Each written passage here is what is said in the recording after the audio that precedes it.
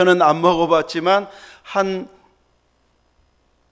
공간 안에서는 먹어봤습니다. 찬양하러 가가지고 이제 특송하고 이제 같이 그 자리에서 이제 식사는 해보았지만은 가까이에서 얼굴은 보지 못했습니다.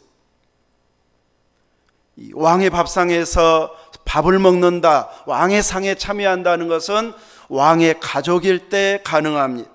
가끔 초대받은 사람들이 있게 되어지면 그 사람들은 이제 함께 먹은 자가 되어집니다.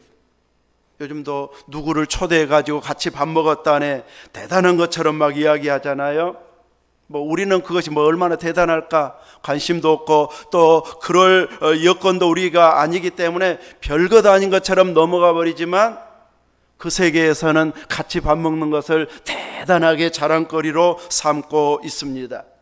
오늘 본문에서는 무비보셋이 왕자 중 하나처럼 왕의 상에서 먹을 수 있도록 특별 대우해주는 다윗의 선포가 있는 장면입니다. 무비보셋은 다윗의 아들 왕자가 아닙니다. 왕의 상에 참여할 만한 자격이 없는 자인데 다윗 왕이 무비보셋에게 특별 대우를 해주고 있고 그것을 약속하고 있는 말씀입니다. 무비보셋은 다윗을 위해 뭔가 해낸 일은 없습니다. 그는 그의 아버지 요나단으로 인해 은총을 내린다고 다윗은 말하고 있습니다. 요나단은 사울의 아들이고 무비보셋은 요나단의 아들이기 때문에 사울 왕의 손자입니다. 계속해서 사울이 왕에 이어서 요나단이 왕이고 그 다음에 무비보셋 차례였다면은 대단한 이제 권세를 가지고 있는 자이겠지만 하나님은 사울을 패하시고 그 아들들을 전쟁 중에 다 죽게 하시고 다윗을 왕으로 세우셨습니다. 이제는 이 사울의 가족이라고 하는 것 자체만으로도 불안할 수 있는 이런 이제 몰락한 가정이 되어버리고 말았습니다. 사울은 다윗의 인기를 보고 불안해서 아들에게 왕위를 물려줄 수 없겠다고 하는 이런 염려가 되어졌을 때에 다윗을 죽이라는 명령으로 가게 되어집니다. 하나님께서 자기에게 기름 부은 것처럼 다윗에게도 기름 붓게 하셨는데 다윗을 죽이겠다고 쫓아다니는 것은 기름 부음 받은 하나님의 그 뜻을 거부하는 행동을 하고 있는 것이 되어집니다. 이렇게 하나님의 뜻보다도 내 욕심, 내 환경, 내 형편을 먼저 생각하면서 욕심을 이루는 쪽으로 가게 되어지면 자기도 모르게 하나님을 대적하는 행동을 하거나 말을 하는 것이 되어지는데 정작 본인은 알아차리지 못하고 행동할 때도 있습니다. 그래서 성경은 욕심, 탐심은 우상숭배다. 조금 욕심 부리는 것은 좀 그래야 내 것 가지고 누리고 살지 할 수 있는데 성경은 우상숭배라. 하나님을 그만큼 사모하고 하나님만 최고로 여겨야지 내가 스스로 이것만 있으면 이 위치에만 가면 합격만 하면 거기에만 들어가면 내가 마음껏 큰 소리 칠 수 있는 평탄대로가 열리는데 하는 이런 자기중심의 생각은 우상숭배의 길로 갈 수 있는 이런 모습이 되어져 버리는 것이죠. 사울이 죽이라 했을 때 하나님께서 기름 부은 다윗을 보호하는 이런 하나님의 일하시는 장면을 보면 참 하나님께서 이런 방식으로 일하시네 하는 것을 보여주고 있는데 사울이 죽이라고 했으면 신하들뿐만 아니라 그 가족이 앞장서서 동참해 줘야 되는데 다윗을 살리는데 그 가족이 지금 동참해서 살려주고 있습니다. 다윗의 아내였던 미갈이 지금 자기 남편을 도망치게 하지 않으면 아버지 손에 죽겠다 싶으니까 빨리 도망가게 합니다. 그리고 침상에 누워있는 것처럼 지금 아파서 왕이 불러도 갈 수 없습니다.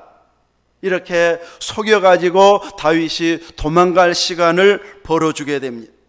또 사울의 아들 요나단은 아버지의 마음을 또 보아가지고 이제 잠시 화가 나가지고 욱하는 성격 때문에 다윗을 죽이라고 했는가, 아니면 진심으로 지금도 변함없이 죽일 마음을 갖고 있는가 살짝 떠보았는데 정말로 다윗을 죽이는 것이 진심이었습니다. 그래서 다윗에게 그 정보를 알려주어서 도망을 갈 수 있도록 이렇게 알려주는 역할을 사울의 아들이 하고 있습니다.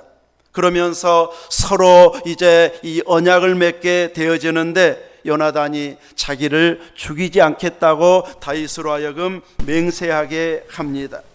여호와께서 다윗의 대적을 지면에서 다 끊어버리신 때에도 너는 인자함을 내 집에 영원히 끊어버리지 말라고 하면서 언약을 맺자고 해서 서로 맹세를 했습니다. 그런데 다윗의 대적이 누구겠습니까? 사울 왕이고 자기 가족입니다.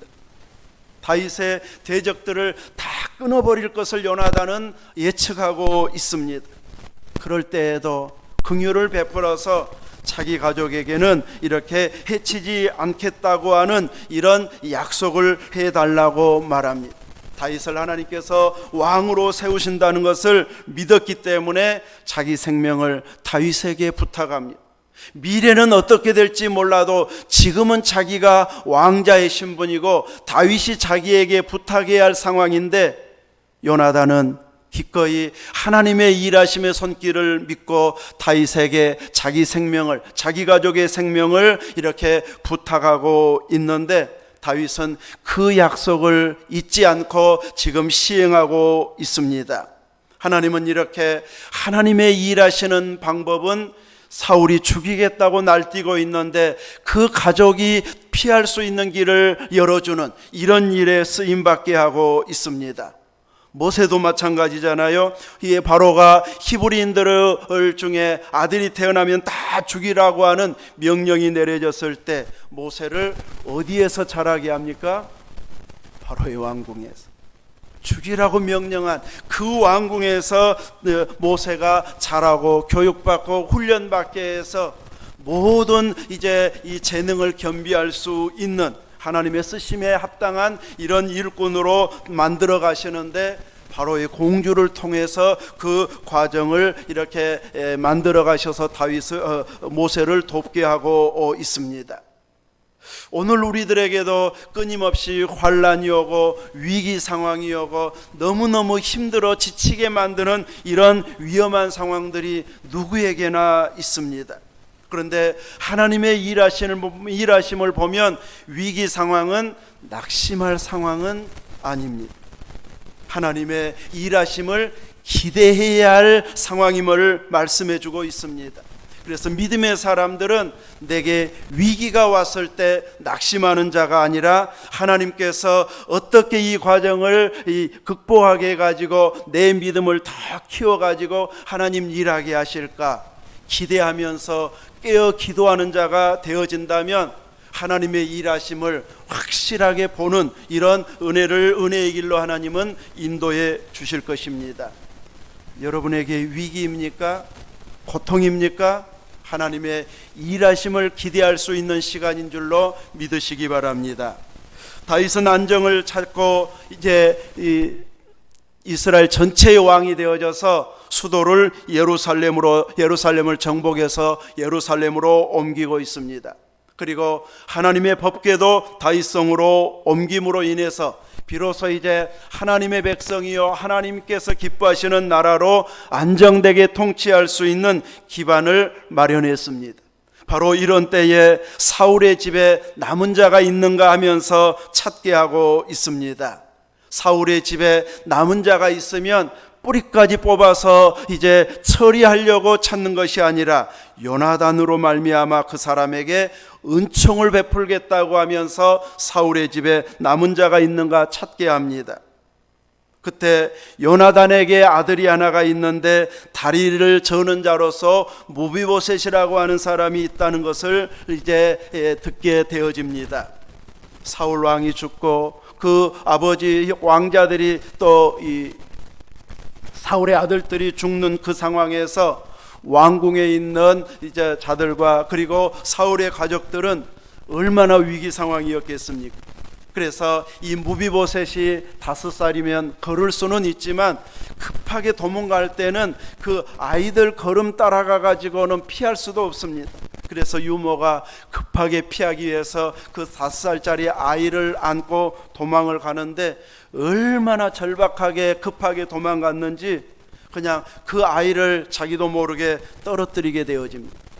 그 일로 인해서 이제 2발을 다 절게 되어집니다.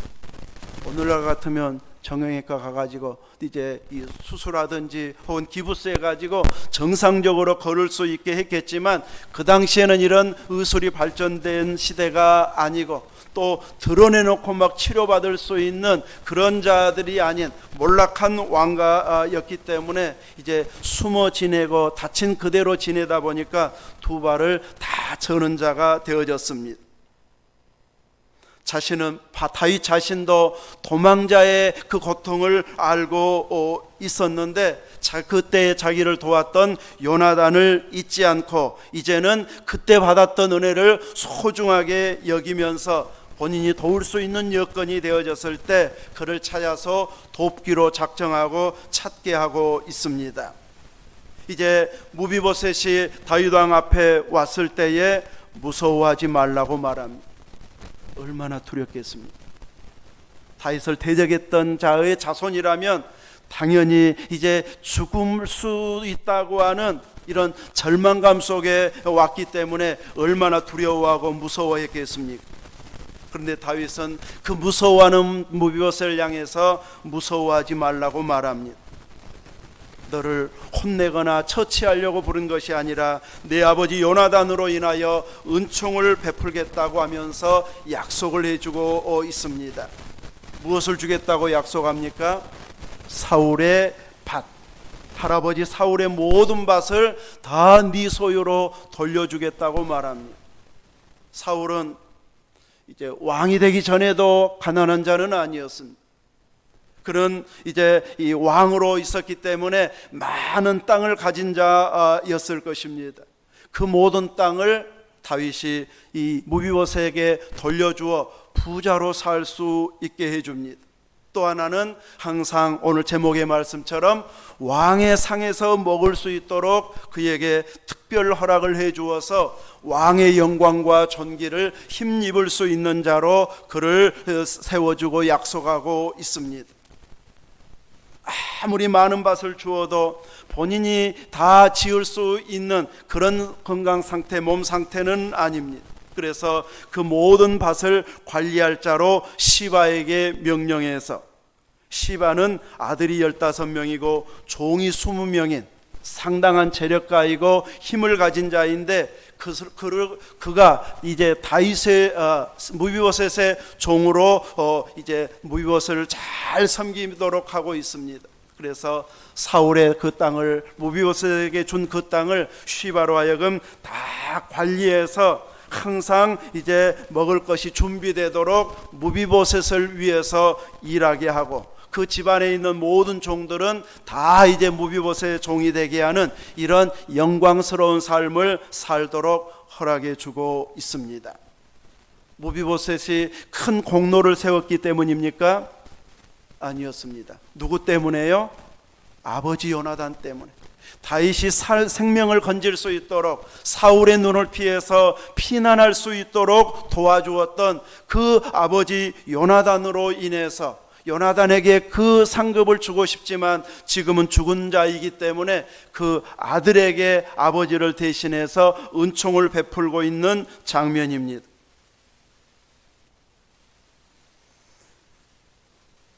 아버지 요나단이 베푼 은총이 아들에게 갈 줄 누가 알았겠습니까? 그런데 다윗은 서로 언약한 그대로 약속을 지키면서 은총을 베풀고 있습니다. 인간적으로 생각하면, 사울을 생각하면 복수하고 싶은 행동들이 나올 수밖에 없는 많은 고생을 사울 때문에 했었습니다. 또 한편으로는 요나단을 생각하면 은총을 베풀고 싶고, 사울 왕을 생각하면 복수하고 싶고, 이 두 마음이 막 교차될 그럴 상황에서 다윗은 은총을 베푸는 쪽으로 정한 마음을 가지고 그대로 행동을 하고 있습니다. 몰락한 왕가의 후손, 다리를 절어서 스스로 도망칠 수도 없고 하고 싶은 일을 할 수도 없는, 다윗 편을 들고 싶어도 다윗이 피난 갔을 때 혼자 말을 탈 수도 없어서 종이 몰래 그냥 가가지고 이제 나쁘게 악평을 하면서 이제 이 모비보셋이 다윗 피난 것이 당연하고 좋은 것처럼, 찬사를 올린 것처럼 이렇게 꾸며가지고 모비보셋을 다 차지할 수 있는 이런 상황으로 만들었어도 변명할 수도 없고, 나는 그런 마음 하나도 없습니다, 다윗 편입니다 하면서 말 타고 같이 갈 수도 없는, 누군가의 도움을 받을 수밖에 없는 이런 연약한 자를 하나님께서 다윗을 통해서 은총을 베풀게 하고 있습니다. 누군가는 나에게 복수할 화근이 되겠다 싶으면 다 이제 처리해버리는 것이 세상 권력자들의 모습입니다. 끝까지 뒷조사를 해서라도, 꾸며서라도 기어이 복수하고 더 이상 활동할 수 없게 만들어버리는 것이 권력자들의 생리인데, 다윗은 그것을 뛰어넘는 주의 사랑을 보여주고 있는 귀한 은총의 소유자라고 할 수 있습니다. 창세기 마지막 부분에도 보면 요셉이 형들에게 은총을 베푸는 장면이 나오고 있는데, 아버지 야곱의 장례식이 끝난 후에 형들이 요셉에게 찾아와 절을 합니다. 아버지가 돌아가시기 전에 내 형들이 내게 악을 행하였을지라도 이제 내 아버지의 를 생각해서 이제 이들을 용서하라고 이렇게 간절히 부탁했습니다. 실제로 했는지 자기들이 꾸며서 하는 말인지는 모르겠지만, 이제 요셉에게 형들이 그와 같이 아버지의 뜻을 전달하면서 자기들을 살려주라고 요청합니다. 그전에는 아버지 봐서 살려줬지만 아버지까지 돌아가셨으니 이제는 복수하겠구나, 이런 불안함이 있었기 때문이었을 것입니다. 그때 복수할 줄 알았던 요셉은 내가 하나님을 대신하리이까, 당신들은 나를 헤아려 하였으나 하나님은 그것을 선으로 바꾸사 오늘과 같이 많은 백성의 생명을 구원하셨습니다. 당신들은 두려워하지 마십시오. 내가 당신들과 당신들의 자녀를 기르리이다. 살려주고 추방하고 이렇게 유배시키는 것이 아니라 당신들과 당신들의 자녀들까지 내가 책임지고 기르겠습니다. 이러면서 간곡한 말로 위로한 요셉의 모습을 볼 수 있는데, 이런 위로자 요셉이나 은총을 베푼 다윗이나 이렇게 신실한 하나님의 사람들은 사람의 상상을 초월해서 뛰어넘는 이런 사랑을 베푸는 자리에까지 나아간다는 것을 보여주고 있습니다. 복수할 만한 충분한 힘을 가졌음에도 불구하고 복수하는 데 사용하지 않고 오히려 더 큰 은총을 베푸는, 덕을 베푸는 이런 사랑의 일꾼으로 쓰임받고 있는 것을 보게 됩니다. 이제 여러분들의 아버지 한번 생각해 보실래요? 우리 아버지는 내가 이런 복을 받을 만한 일을 했습니까? 나에게도 그런 아버지였으면 얼마나 좋을까? 나는 복도 없지, 억울하십니까? 역전의 기회가 기가 막히게 나에게 임했으면 좋겠는데 왜 나는 그런 일이 없을까? 왜 나는 그런 부모를 못 만났을까? 속상합니까?